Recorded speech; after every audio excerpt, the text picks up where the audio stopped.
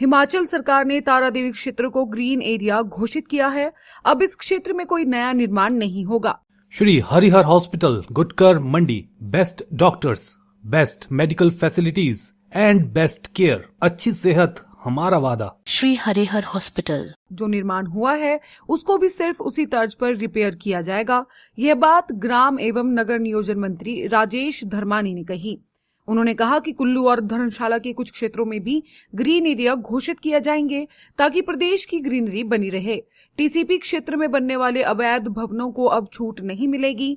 बार बार नियमों की अवहेलना करने वालों को कोई छूट नहीं दी जाएगी। सिर्फ 10% डेविएशन की छूट का प्रावधान किया गया है, उसका ही लाभ दिया जाएगा। क्या मानता है इसके पीछे? देखिए, पीछे कैबिनेट में इशू लगा था। जो तारादेवी जी का हमारा डेवलपमेंटल प्लान है उसके मुताबिक उसका मकसद यही है कि जो ग्रीनरी इन तारादेवी की पहाड़ियों पे है ये बरकरार रहे, बल्कि इसमें वृद्धि हो। अगर इसमें बहुत ज़्यादा कंस्ट्रक्शन अलाउ करेंगे तो फिर ये कंक्रीट का जंगल बन के रह जाएगा।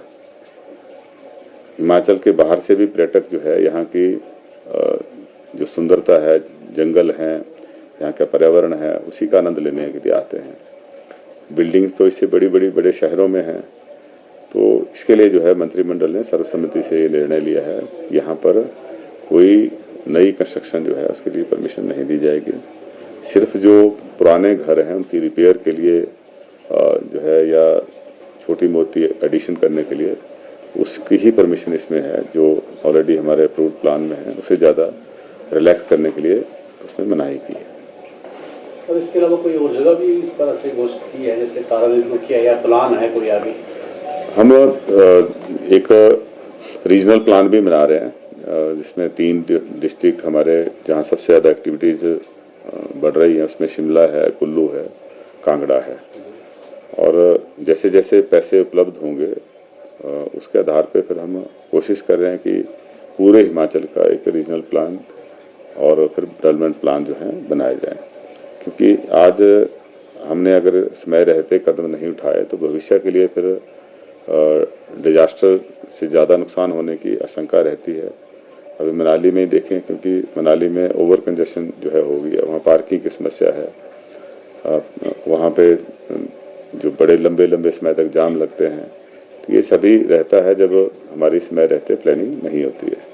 टीसीपी के नॉर्म्स के हिसाब से अगर हमारे शहर और गांव विकसित होते हैं तो हम एक सस्टेनेबल डेवलपमेंटल मॉडल की तरफ जाते हैं, जिससे जो है वहाँ रहने वाले लोगों के लिए या जो हमारे बाहर से विजिटर आते हैं उनके लिए जो है हर तरह की सुख सुविधाएं मिलने के लिए प्रावधान किया होता है। और हैफाजार्ड वे में अगर डेवलपमेंटल एक्टिविटीज़ होंगी तो उससे कई तरह की समस्याएं जो हैं आती हैं।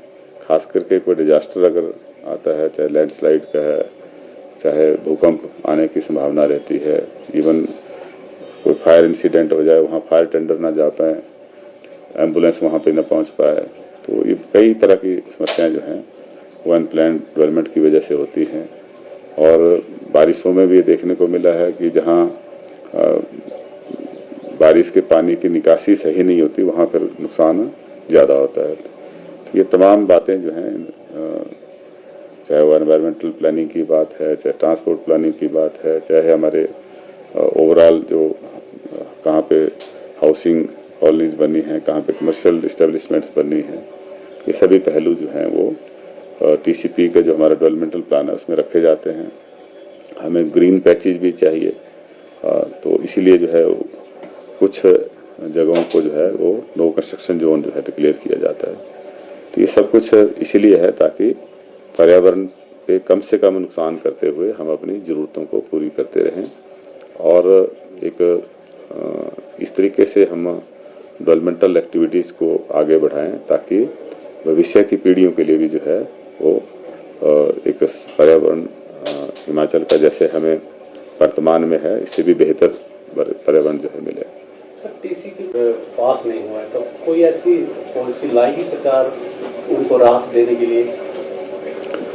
ये जो नियमों के तहत है वो तो पास हो जाते हैं, लेकिन कई जगह नियमों के विपरीत जो हैं वो कंस्ट्रक्शन हुई होती है। कई जगह इंक्रोचमेंट्स हैं, कई जगह डेविएशन है। तो डेविएशन तो 10% तक जो है वो अलाउ की है, लेकिन अब उससे भी ज़्यादा अगर करते हैं तो फिर नियम कानून का कोई मतलब नहीं रह जाता। फिर जब हम बार बार जो है इस तरह की रिलैक्सेशन के लिए पॉलिसी लाते हैं, तो जो नागरिक हमारे नियम कानून के मुताबिक जिन्होंने अपने घर बनाए हैं, वो फिर अपने आप को ठगा हुआ महसूस करते हैं।